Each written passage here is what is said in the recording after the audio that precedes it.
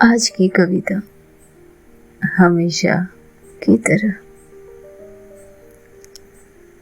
हमेशा की तरह तुम गुस्से में बड़े बड़े कदम रखते हुए जाती थी हर रोज।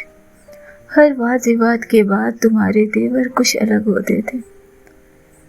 दरवाजे के हर चौखट पर, हर लकड़ी की सील पर तुम्हारे पाँव की चोट गूंज रही होती थी।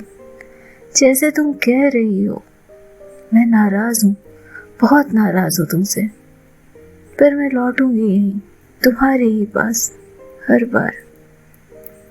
मैंने उस गूंज को, उस रफ्तार को हमेशा लौटने के वादे की तरह ही तो संभाला था। तुम्हारे हर कदम में थोड़ी सी आग होती थी और थोड़ी सी उम्मीद, थोड़ा सा बावलापन होता था और थोड़ा सा नटखटपन। मैं उसी उम्मीद पर जीती थी कि गुस्सा चाहे जितना बड़ा हो, मिलन उतना ही गहरा होगा फिर तुम्हारा मुझसे। लेकिन उस दिन तुम कुछ अलग थी। तुमने जाते हुए कोई दरवाजा जोर से नहीं पटका था उस दिन, कोई शब्द नहीं फेंके थे तुमने मुझ पर। बस धीरे धीरे संभालते हुए हर कदम, छोटे छोटे कदम रखे थे तुमने उस दिन कमरे में, जैसे कोई कमरे से आखिरी बार गुजर रहा हो और आंखें भर ना आए शायद इसीलिए। उस पूरे समय में नीचे नजरें की, जैसे कोई दिल से कहना चाहता हो,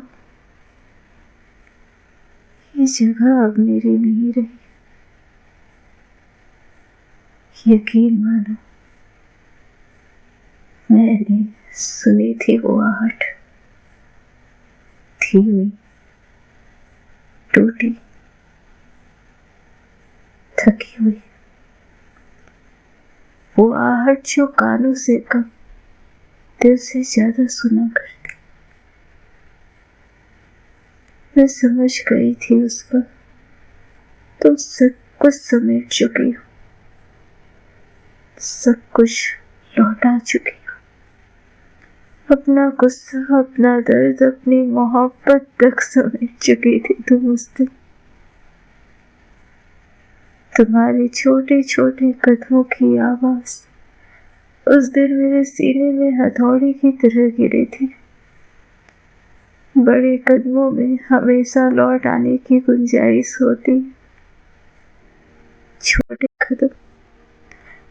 कदम हमेशा रुक जाने की निशानी होते। और आज भी जब रात गहरी हो जाती है ना, जब दीवारों पर परछाइयां लंबी हो जाती, मुझे लगता है मैं फिर से सुन रही हूँ वो आहट, वो धीमे कदमों की आहट।